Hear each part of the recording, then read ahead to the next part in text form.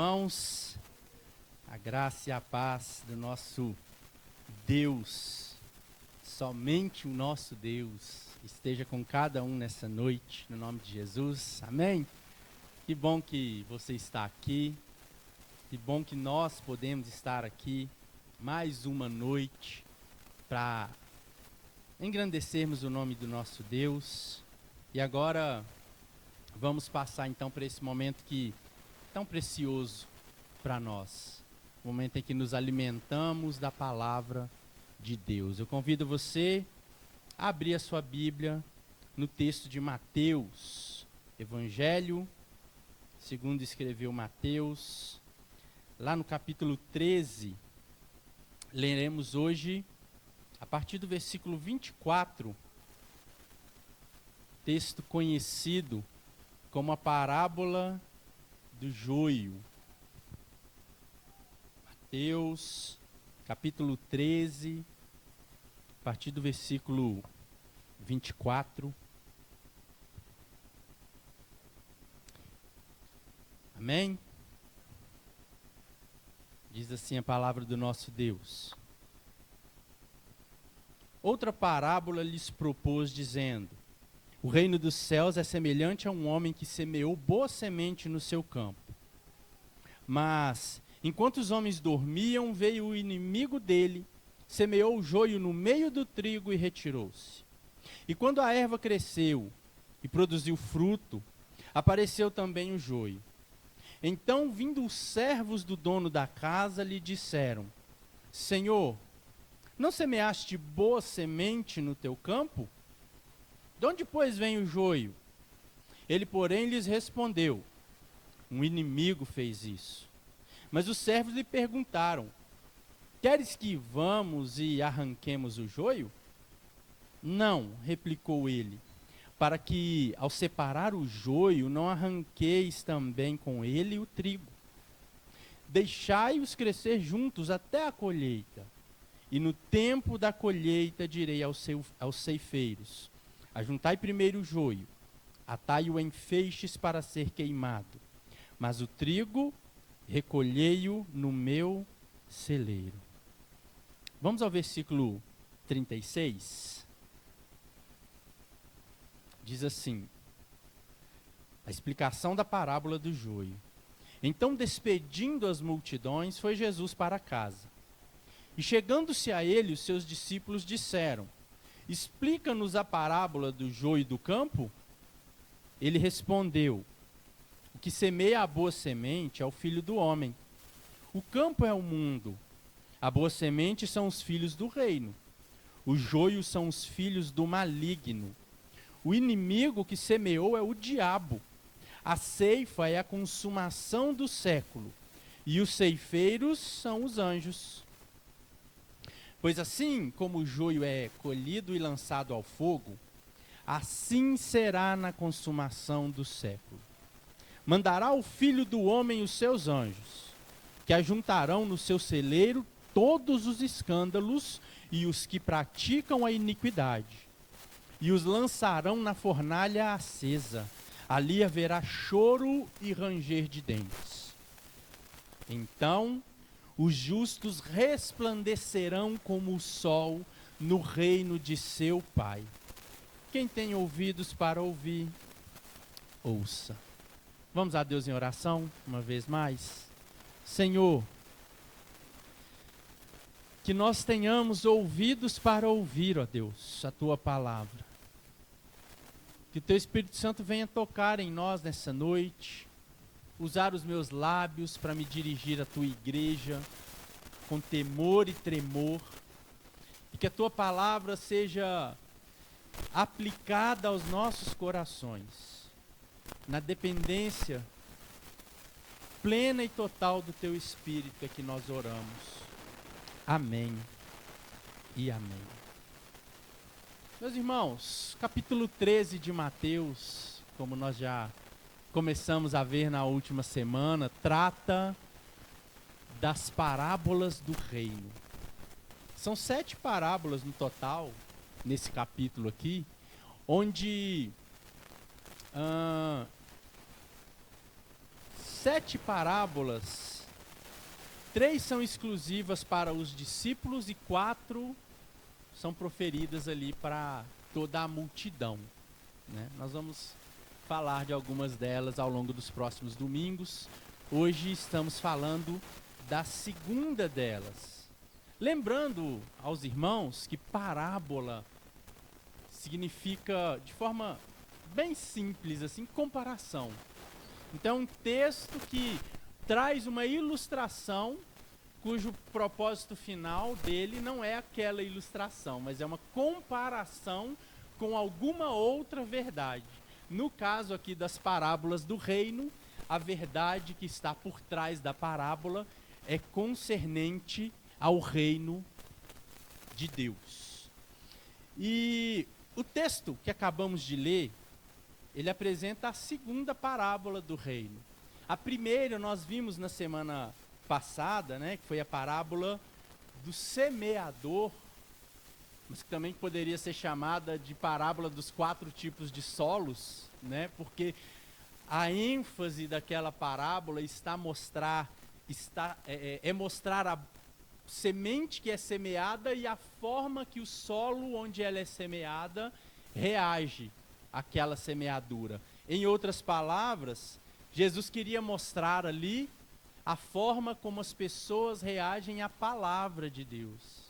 Então percebam, na ilustração da parábola do semeador, na primeira, a semente, Jesus mesmo diz, simboliza ali a palavra de Deus, o evangelho.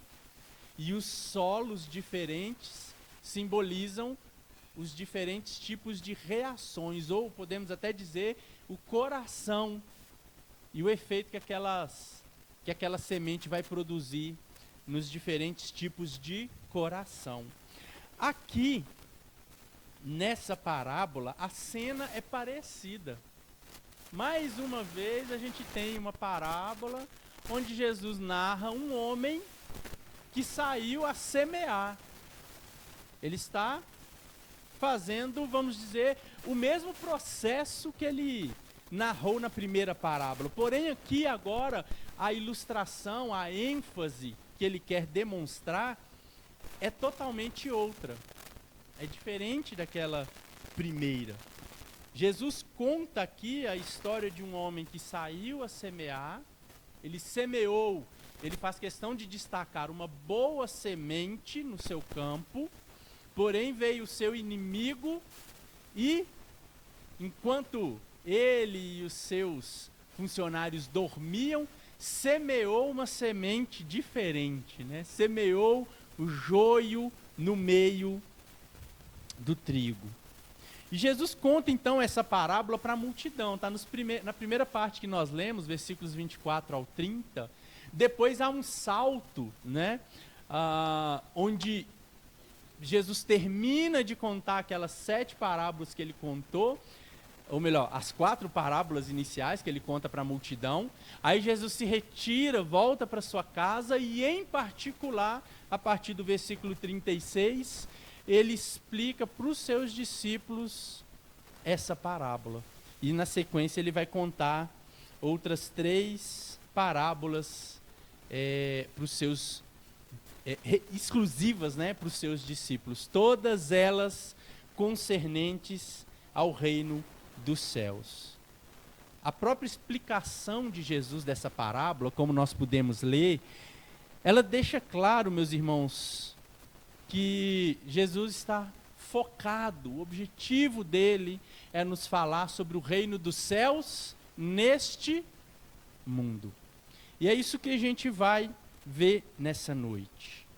Esse texto, Jesus nos ensina 3 grandes verdades sobre o reino dos céus. A primeira delas, que eu quero olhar com vocês, que está nessa primeira parte contada ali à multidão, dos versos 24 a 30, Jesus vai nos mostrar a realidade do reino dos céus em meio à mistura que há nele. Jesus vai nos demonstrar como esse reino é nos dias de hoje. A realidade do reino. E o que fica claro para nós no texto é que o reino dos céus nos dias de hoje é marcado por uma mistura. Jesus inicia a parábola com essa expressão, irmãos, que vai se repetir ao longo do capítulo. Em todas as parábolas, a primeira ele não faz isso, mas nas outras, a começar por essa, ele começa sempre com essa expressão. Qual expressão? O reino dos céus é semelhante a. E aí ele conta uma parábola. Então a gente tem que manter sempre isso em mente. Jesus está contando uma história, mas ele está falando do reino dos céus. Ele não está falando aqui de plantio, de colheita, de semente. Ele está ilustrando uma verdade muito maior. Tudo que Jesus ensina nessas parábolas aponta para o reino dos céus. E a primeira coisa que a gente percebe ao ler essa primeira parábola, mesmo antes de Jesus explicar, a gente nota que Jesus não apresenta um reino idealizado, um reino perfeito em sua manifestação presente. Pelo contrário, meus irmãos, a parábola revela a realidade de um reino marcada por conflito. Uma palavrinha que aparece aí no texto: inimigo. Se tem inimigo, tem conflito no meio. Um homem foi lá e plantou uma sementinha ruim no meio da plantação daquele semeador enquanto ele dormia. Olha a sabotagem por trás aí. Então, há um conflito real que Jesus quer nos mostrar. Um conflito entre bem e mal. Um conflito que não começou nos dias de Jesus. Um conflito que começou lá no Jardim do Éden. Um conflito que começou com o primeiro casal criado por Deus, Adão e Eva. Um conflito que começou quando aquela serpente, que é ninguém mais do que o diabo, Satanás, enganou o homem e a mulher. E a partir dali, criou inimizade entre Deus e o homem. A partir dali, o homem passou a se esconder de Deus. Deus toma a iniciativa de descer até o jardim para conversar com o homem. O homem se sente envergonhado por estar nu, por perceber o seu pecado diante de Deus e passa a se esconder de Deus. Desde aquele evento, irmãos, a história da humanidade é marcada por um conflito entre bem e mal, um conflito entre dois reinos, reino de Deus e reino das trevas. Esse conflito existe. E o que Jesus vem mostrar com a chegada do reino é que esse conflito foi intensificado. Jesus, quando ele traz o reino dos céus, meus irmãos, ele não veio apaziguar o conflito. Ele veio intensificar o conflito. Num outro texto, Jesus vai dizer assim: não pensem vocês que eu vim trazer paz, eu vim trazer espada. No livro de Apocalipse, a gente vê uma cena onde Satanás, após ser vencido pelos anjos de Deus, ele é lançado à terra. A gente entende que isso acontece na cruz, quando Jesus vence a morte, e Jesus é entronizado nos céus, e Satanás então perde o seu direito de acusar as nações. O texto de Apocalipse capítulo 12 diz que então ele é lançado à terra, e ele desce furioso, e passa a perseguir o restante da descendência do povo de Deus, que somos nós, que é a igreja. Então, meus irmãos, a primeira vinda de Jesus, a chegada do reino de Deus, que é aquele que ele veio trazer, está na tela aí, tem sido a temática das nossas pregações no Evangelho de Mateus.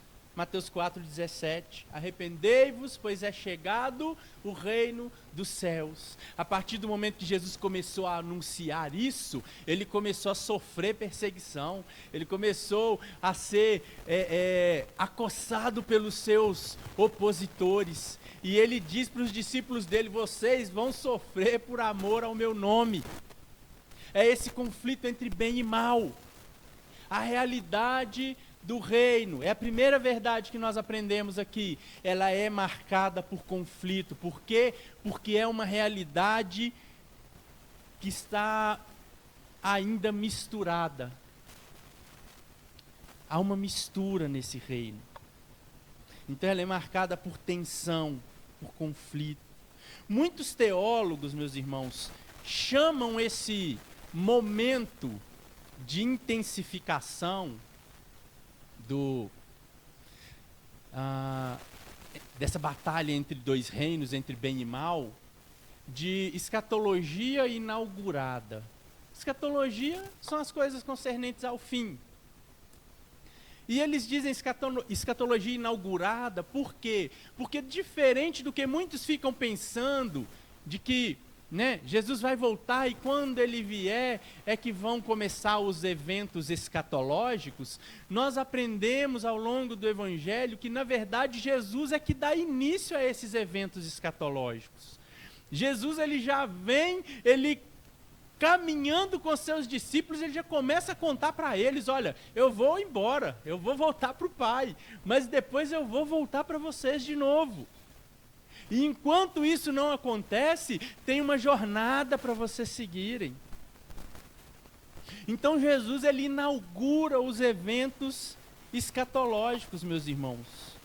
Ele foi claro ao afirmar que o reino dos céus já estava em processo de implantação no nosso meio. É chegado o reino dos céus. Portanto, irmãos, se esse reino já está entre nós, se esse rei já veio e já reina, mas a terra ainda é esse lugar corrompido, nós não podemos negar as duas realidades. Quais? A realidade de que o reino de Deus coexiste com o reino das trevas.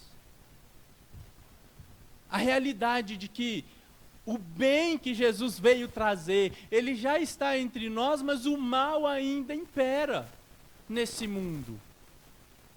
O príncipe desse mundo, que é Satanás, perdeu o seu poder de enganar as nações, mas ele ainda opera. Ele ainda tem poder de enganar pessoas individualmente, de fazer a sua maldade, de tentar trazer trevas. Só que ele não consegue impedir o avanço de Cristo. Onde o Evangelho de Cristo chega, onde a igreja verdadeira de Cristo chega vencedor. Cristo chega para mudar o cenário, mas não sem conflito. Então esse reino de Deus, ele desponta em meio à corrupção. Ele, vamos dizer, subsiste no meio de um reino de trevas, de um mundo caído, de um mundo corrompido. É nesse cenário que o reino de Deus aparece e subsiste até os dias de hoje. Essa é a escatologia inaugurada. Aquilo que já falamos aqui algumas vezes, um autor, George Eldon Ladd, ele chama de já e ainda não. Ou seja, o reino de Deus já está entre nós, mas o reino de Deus ainda não foi levado à sua plenitude. Então nós somos cidadãos do reino, nós vivemos, experimentamos o reino, mas ainda não em plenitude. Então, meus irmãos, o reino de Deus é reino de luz em meio às trevas. O reino de Deus é reino de luz em meio às trevas. Essa é a realidade que a gente vive hoje. A parábola que Jesus narra está dentro desse contexto. Nos versos aqui do 24 ao 30, nós temos Jesus contando a parábola à multidão que o ouvia ali na praia, como a gente vê no início do capítulo 13, né? Jesus chegou, a multidão chegou junto ali também, Jesus subiu num barquinho, se afastou e começou a contar algumas parábolas para aquela multidão. A multidão ouvia aquele texto, aquela narrativa daquele homem que semeou a boa semente, porém veio o seu inimigo, semeou no meio dela o joio enquanto ele dormia. E Jesus fala aqui no verso 26, irmãos, que aquela ação, ela só foi percebida muito tempo depois. Perceba, ele diz: quando a erva cresceu e produziu fruto, apareceu também o joio. Então, aquilo só foi percebido tempos depois, só lá quando começou a crescer, é que foi notado que um inimigo havia entrado ali no meio daquela semeadura, daquela seara, e sabotado ela. É interessante notar, meus irmãos, a surpresa dos funcionários, né, daquele homem, no versículo 27. Então, vindo os servos do dono da casa, lhe disseram: Senhor, não semeaste boa semente no teu campo? De onde, pois, vem o joio? Eles estavam lá, né, provavelmente trabalhando para ele, receberam a boa semente, semearam ali, foram dormir tranquilos, né, só vai nascer produto de boa qualidade. De repente, aquele monte de joio, de onde veio isso? Mas o Senhor da seara sabia o que tinha acontecido, né? A resposta dele, no verso 28, ele diz o quê? Um inimigo fez isso. Ele diz: isso não é obra do acaso, isso não foi do nada, isso não foi um erro meu, mas alguém veio, alguém que é contrário a nós, um inimigo, alguém que quer nos prejudicar, que quer causar mal. Um inimigo veio e fez isso. Até aqui, meus irmãos, a parábola de Jesus quer demonstrar essa realidade que a gente não pode se esquecer. Jesus está dizendo que o reino está presente, mas não sem oposição. O trigo e o joio coexistem no mesmo campo. Essa é a realidade que Jesus nos mostra. E isso já traz uma implicação para nós. Isso já traz algo que eu quero chamar a sua atenção como elementos práticos para a nossa vida. Meus irmãos, nós não lidamos com um mundo perfeito. E nós cristãos, que estamos inseridos no contexto de igreja principalmente, nós não podemos esperar uma igreja perfeita aqui nessa terra. Por quê, irmãos? A igreja, ela faz parte do reino de Deus, não faz? Ela é a representante, vamos dizer assim, do reino de Deus aqui nessa terra. Mas a igreja não é o reino de Deus propriamente dito.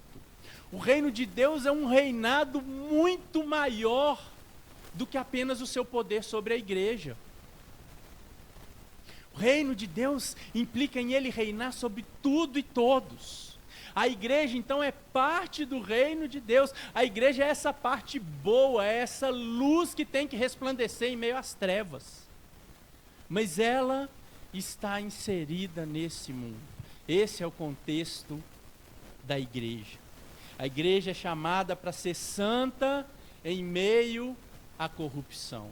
É chamada para ser trigo no meio do joio. Segundo ponto, meus irmãos, segunda verdade que Jesus nos ensina a partir dessa parábola é a paciência soberana do rei. A paciência soberana do rei. Irmãos, diante da descoberta do joio pelos funcionários, era um bando de funcionário bom esses, viu? Porque eles imediatamente, após ficarem surpresos, o que eles propõem para o dono da seara? Está aí na segunda parte do versículo 28, mas os servos lhe perguntaram: queres que vamos e arranquemos o joio? Olha só que povo bacana, né? E eu coloquei na tela, irmãos, como imagem de fundo para essa mensagem, né? Uma comparação, né? Vai estar aí à direita de vocês, né? A mais à direita está o joio, esse mais verdinho, e o outro é o trigo. E à esquerda de vocês tem uma plantação de trigo com joio no meio. Facinho de discernir um do outro, né? Tá ao contrário do que eu estou falando? Isso. Obrigado pela correção. Eu estou tentando fazer a mágica da inversão aqui, mas é difícil para a cabecinha. Mas enfim, os irmãos conseguem visualizar. O mais verdinho aí é o joio. O mais amarelado é o trigo. E ali nós temos uma plantação de trigo com joio no meio. Sabe o que os funcionários desse homem propuseram? A gente vai entrar no meio dessa plantação aí e vai identificar tudo que é joio e tudo que é trigo e vamos arrancar o joio. É isso que eles propuseram. Imagina a dificuldade da tarefa, mas eles estavam dispostos, né? E à primeira vista, irmãos, parece ser a atitude correta. Vão separar, cresceu coisa ruim no meio de coisa boa. A gente precisa de trigo. Vão arrancar o joio. Contudo, o dono da seara surpreende aqueles servos. Ele dá uma resposta que certamente deixou eles espantados. O que ele diz? Verso 29. Um sonoro não. Ele negou aqueles funcionários. Não façam isso, replicou ele, para que ao separar o joio, não arranqueis também com ele o trigo. Deixai-os crescer juntos até a colheita, e no tempo da colheita direi aos ceifeiros: ajuntai primeiro o joio, atai-o em feixes para ser queimados, mas o trigo recolhei-o no meu celeiro. Ele está dizendo, eu vou ignorar o joio? Não. Ele está dizendo, tudo tem seu tempo. Eu sei quem fez isso. Eu estou consciente da situação da minha seara. Mas não se precipitem. É como se ele estivesse dizendo assim, eu tenho tudo sob controle. A razão aqui, meus irmãos, ela tem um caráter prático e pedagógico. Prático no sentido de servir para o nosso dia a dia, e pedagógico no sentido que Jesus quer nos ensinar algo. Como está na tela, irmãos, o joio é extremamente semelhante ao trigo, né? Vamos lembrar que ali está numa tela, né? A imagem é mais viva, mas imagina uma plantação de verdade, você vê que é um monte de graminha para o alto ali, ter que distinguir entre uma coisa e outra. Então o joio é muito parecido com o trigo, principalmente, aí eu dei uma pesquisada lá, dizem que no estágio inicial desse crescimento, eles são extremamente parecidos. Depois, quando amadurece mais, é que dá essa diferenciada aí na cor. Então, arrancá-lo prematuramente poderia prejudicar a colheita. Vai perder trigo também. E ninguém planta para perder. Ele quer aproveitar o máximo possível. Mesmo hoje, estava dando uma pesquisa, fiz questão, entrei na internet, dei uma pesquisada, Eduardo, que é o nosso agrônomo de plantão ali, ó, mas eu dei uma pesquisada e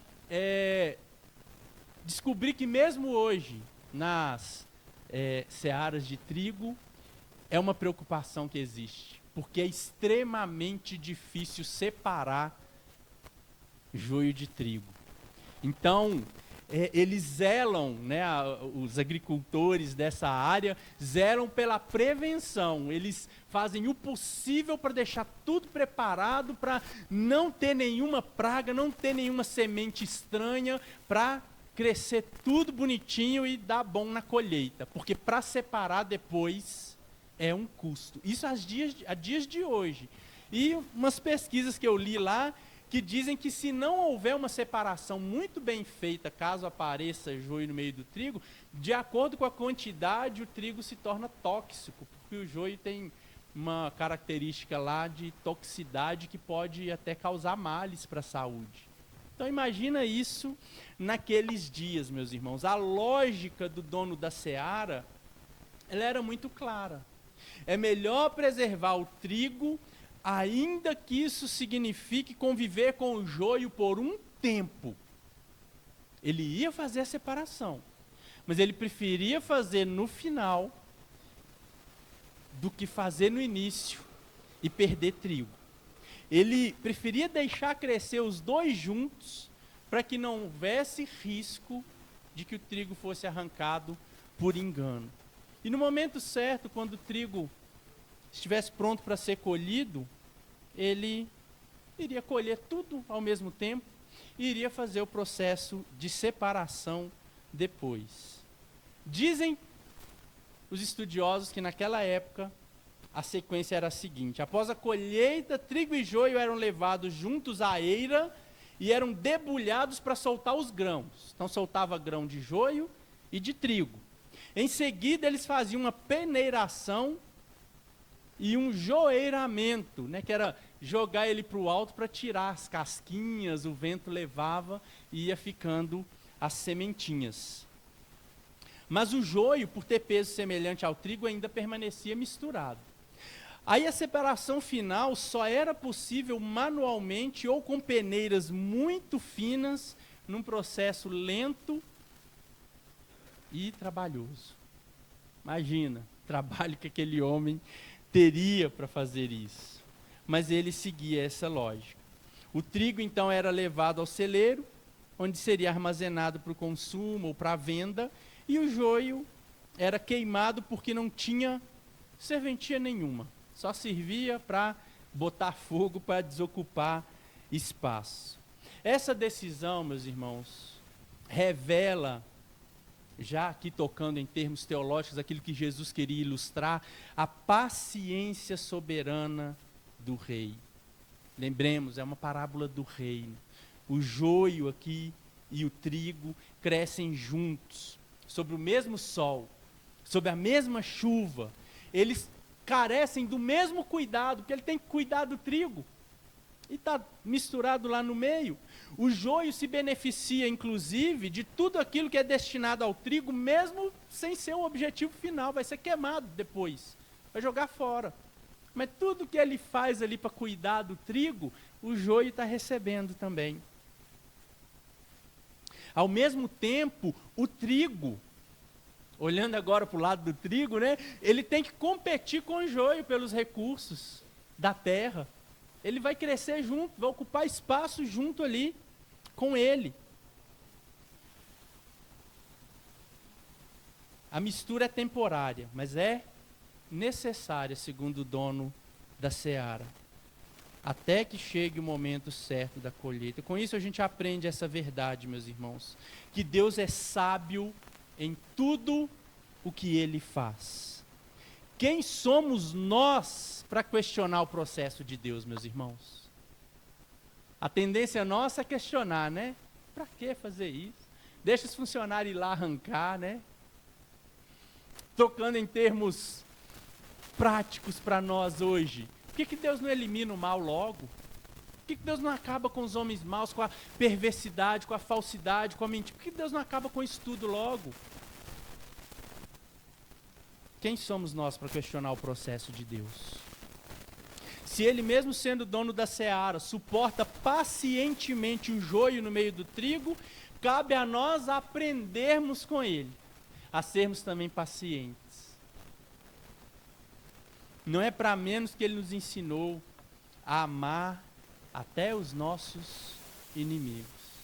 Cresce junto, é propósito de Deus. Que nós aprendamos isso, meus irmãos, com o nosso Senhor. Terceiro e último ponto que nós aprendemos com essa seara, com essa parábola. A separação final e o juízo são inevitáveis. Vamos agora para o verso 36, que é a explicação dessa parábola. Jesus aqui se reúne em particular, porque na parábola anterior, lembra que ao ser questionado, Jesus também em particular, questionado pelos seus discípulos, por que o senhor fala em parábola, Jesus? E Jesus falou, eu falo assim para que muitos ouçam, mas não entendam. Jesus disse, a vocês é dado conhecer as coisas, os mistérios do reino. Então ele disse, isso aqui já é um processo de separação. Falar em parábola já é uma forma de separar joio de trigo. Já está diferenciando um do outro. Então, a partir do verso 36 até o verso 39, Jesus ele vai dar detalhes sobre cada elemento da parábola. É muito interessante isso. Ele fala de cada elemento. Primeiro ele apresenta cada um com seu respectivo significado. Ele vai dizer, verso 37, o que semeia a boa semente é o filho do homem. Então aqui ele deixa claro, não tem como a gente criar historinha em cima disso aqui. Quem é o semeador nessa história? É Jesus. Ele diz, o campo é o mundo. Então está explicado. Na parábola que ele conta, o campo ali está representando, aí tem gente que fala, está representando a igreja. Não, o campo é o mundo, está claro aqui. O reino de Deus está onde? No mundo. Ele reina em toda a terra, mas ele ainda permite o mal nesse mundo. Então o campo é o mundo. A boa semente são os filhos do reino. Quem plantou a boa semente? Jesus. Ele planta os filhos do reino. É ele que semeia. Ele diz, a boa semente são os filhos do reino. O joio são os filhos do maligno. E o inimigo que o semeou é o diabo. Então quem que é o joio? Os filhos do diabo. Não tem meio termo, né? Na história da humanidade, na narrativa bíblica. Ou você é filho de Deus, ou você é filho do diabo. Ou você é joio, ou você é trigo. Não tem como ser, como é que diz hoje aí? Neutro, né? Gênero neutro. Na história de Jesus aqui, não tem como ser meio joio e meio trigo, não. Ou você é joio, ou você é trigo. Ele diz a ceifa, verso 39, é a consumação do século. É uma forma dele dizer, é o dia final. É o dia da volta de Jesus. E os ceifeiros são os anjos. Os ceifeiros são os anjos. Depois dele dar então nome aos bois, dele desenhar para os discípulos e para nós também o que significa cada elemento da parábola, a partir do versículo 40, ele começa então a explicar a decisão tomada pelo semeador, já de uma perspectiva teológica, escatológica. O que ele diz no verso 40? Pois assim como o joio é colhido e lançado ao fogo, assim será na consumação do século. Ele está deixando claro o que aquela parábola quer ilustrar. Ele compara o momento da ceifa com o momento da sua segunda vinda. Ele deixou claro que o joio e o trigo cresceram juntos com a ciência do dono da seara.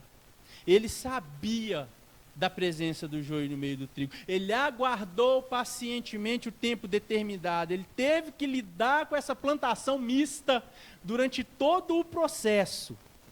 Teve que preparar a terra, teve que regar. Tudo isso aqui que a gente já falou. Trigo e joio tiveram que conviver juntos. Mas no dia da colheita, a separação foi feita. Verso 41. Mandará o Filho do Homem. E aqui Jesus é bem claro, né? Aqui ele não está mais ilustrando. Aqui ele está descrevendo algo para o futuro. Mandará o Filho do Homem, os seus anjos, que ajuntarão do seu reino todos os escândalos e os que praticam a iniquidade. O que fará com eles? Verso 42. e os lançarão na fornalha acesa. Ali haverá choro e ranger de dentes. Meus irmãos, no dia da colheita, a separação será feita. Nesse momento, tudo que estava oculto, o joio que estava ali crescendo junto, escondidinho, difícil de separar, de repente, foi colocado de um lado e o trigo do outro. A ordem do Filho do Homem aqui, meus irmãos, para que os seus anjos executem essa colheita, marca o fim dessa era de corrupção. Marca o fim da mistura entre joio e trigo. É a mesma linguagem, ou pelo menos muito parecida, com o que aparece lá no capítulo 14 de Apocalipse.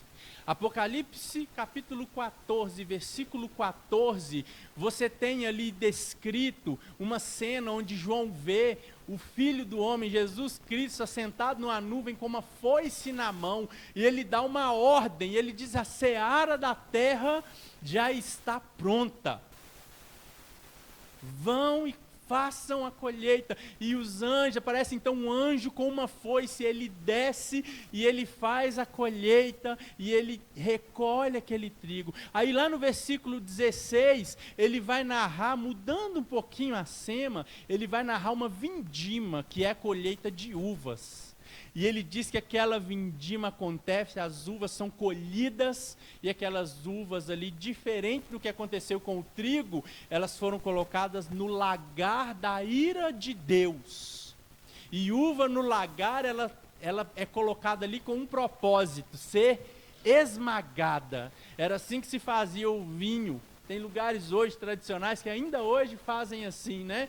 Colocam a uva ali num pote, num lugar próprio para isso, onde tem um duto para escorrer aquele suco, e ela é então esmagada, pisoteada, e o suco então é retirado. Essa cena é usada em Apocalipse para descrever a ira de Deus contra os homens. O trigo é recolhido, levado para o celeiro. As uvas são colocadas no lagar para ser pisado. O final, então, dessa parábola que acabamos de ler, irmãos, é uma expressão, é uma representação clara do juízo de Deus sendo exercido sobre os ímpios. E o lançarão, verso 42, na fornalha acesa. Ali haverá o quê? Choro e ranger de dentes. O texto deixa claro que os anjos de Cristo irão ajuntar do seu reino todos os escândalos e os que praticam a iniquidade, todo o mal, tudo aquilo que a gente vê que nos incomoda, vai ser levado ao juízo de Deus. O destino deles é a fornalha acesa. Apocalipse chama esse lugar de lago de fogo, que arde com enxofre. Na colheita, o joio não tem qualquer utilidade, só serve para ser queimado. Na volta de Cristo, os ímpios não terão qualquer utilidade, só servirão para serem lançados no lago de fogo. Eles coexistem com o reino, mas vão ter um fim muito ruim. Quanto ao trigo, a parte boa da mensagem, né? Há uma mensagem de vitória, de livramento, no verso 43, que diz assim: então os justos resplandecerão como o sol no reino de seu Pai. A parábola não destaca joio e trigo misturado, difícil reconhecer quem era quem. Agora o joio foi tirado, só tem trigo. Agora tudo que você olha no reino, depois da consumação dos séculos, é trigo.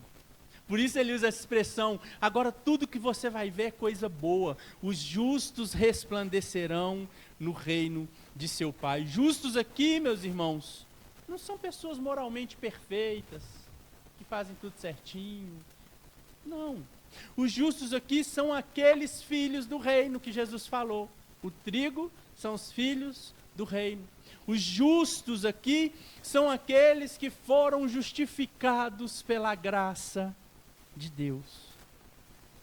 Jesus está ecoando aqui textos de Isaías, textos de Daniel, que diz que os justos resplandecerão. Hoje, os justos, nesse reino de mistura, muitas vezes são ofuscados, são desprezados, são confundidos com joio, falsamente acusados, invisíveis aos olhos do mundo. Mas, naquele dia, a glória que hoje está oculta vai ser manifesta. A glória do próprio Deus vai resplandecer na face dos filhos de Deus. Não haverá mais confusão. Não haverá mais espaço para a injustiça. O reino que hoje é marcado por tensão, o reino que hoje é marcado por mistura, que traz conflito, que tem sofrimento, ele vai se tornar o reino plenamente revelado de Deus, sem joio, sem oposição, sem inimizade, sem pecado, sem mistura. A justiça de Deus vai se manifestar plenamente. O texto termina com um alerta, meus irmãos. O texto termina com um alerta para todos. Quem tem ouvidos para ouvir, ouça. Assim como na primeira parábola, Jesus chamou a atenção para a gravidade da mensagem. Cuidado com a terra do seu coração. A palavra foi lançada, ela precisa achar uma terra boa para criar raízes, para dar fruto. Jesus está dizendo também, cuidado com a mistura do reino. Quem é você nesse reino? Muitos daqueles que estavam ouvindo certamente não entenderam. Muitos ainda ouvem essa mensagem hoje e não a entendem, meus irmãos. Eles não reconhecem a verdade. Aqueles que ouviram Jesus não reconheceram a verdade diante dos olhos deles. Muitos ainda hoje têm os seus olhos, os seus ouvidos tapados. Veem, mas não entendem. Ouvem, mas não entendem a palavra de Deus. Esse alerta de Jesus é um chamado ao arrependimento. Ecoa a sua pregação inicial. Arrependei-vos porque é chegado o reino dos céus. Eu concluo, meus irmãos. A parábola do joio e do trigo, ela nos ensina que o reino de Deus, ele já está entre nós, mas ainda não de forma plena. Nós precisamos, então, enquanto vivemos nesse tempo, entender que tem joio e trigo crescendo junto. Precisamos nos localizar. Quem é que somos nós? O Senhor não é indiferente. Ele não é ignorante a todo o joio no meio do trigo, mas Ele suporta pacientemente. A Bíblia diz que o Senhor suporta pacientemente os filhos da ira, para que sejam revelados os filhos da luz. Só que essa paciência tem prazo. Tem dia e hora marcado para terminar. Eu não sei. Tenho certeza que nenhum de vocês também sabe o dia e a hora. Mas ele vai chegar. O dia da colheita virá. Nesse dia, joio e trigo serão separados. Joio para ser queimado. O trigo, os justos para resplandecer na glória do Pai. E a pergunta que eu deixo para refletirmos nessa noite é essa, meus irmãos. Quem somos nós nessa seara? Somos joio ou somos trigo? Por último, não espere, meus irmãos, não esperemos nós um reino sem conflitos nesse mundo. A presença do joio vai gerar tensão, mas aprendamos a confiar na justiça de Deus. Aprendamos a ser pacientes. Vivamos hoje à luz do dia da colheita. A gente cantou aqui hoje. Vivamos hoje cantando, Maranata, vem Jesus. Esperamos pelo dia em que os justos vão resplandecer no reino do Pai. E que sejamos nós, pela fé, pela confiança que o Espírito de Deus coloca no nosso coração, que sejamos nós os justos a resplandecer. Amém? Vamos orar ao Senhor? Eu te convido a ficar de pé por um instante. Vamos clamar ao nosso Deus, para que Ele nos mantenha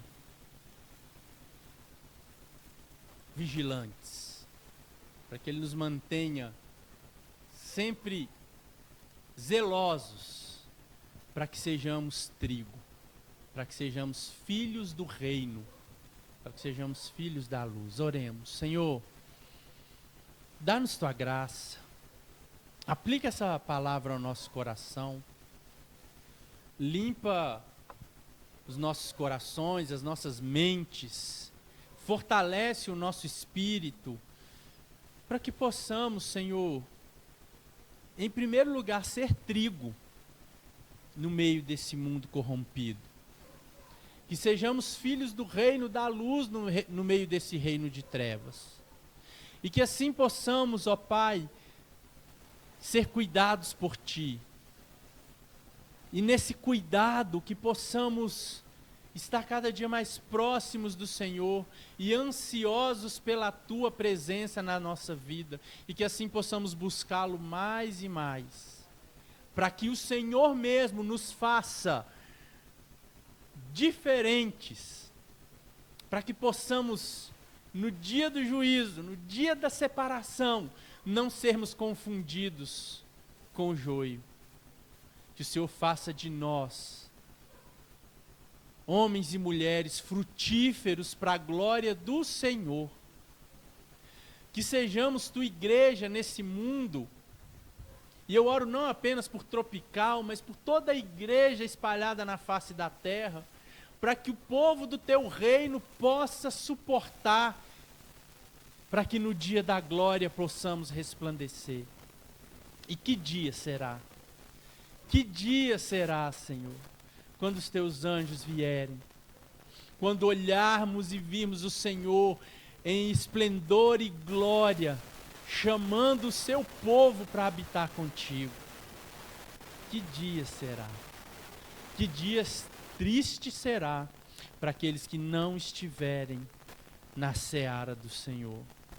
Que o Senhor nos conserve, que o Senhor nos use para alcançar mais e mais pessoas, que o teu evangelho livre pessoas dessa fornalha ardente, para que o teu reino possa ser habitado por todos aqueles pelos quais o Senhor deu a vida do seu Filho. E assim, Deus, que o Senhor continue nos abençoando, nos fazendo caminhar nessa terra, sabendo que o Senhor cuida de nós, porque o Senhor é o Rei de toda a terra.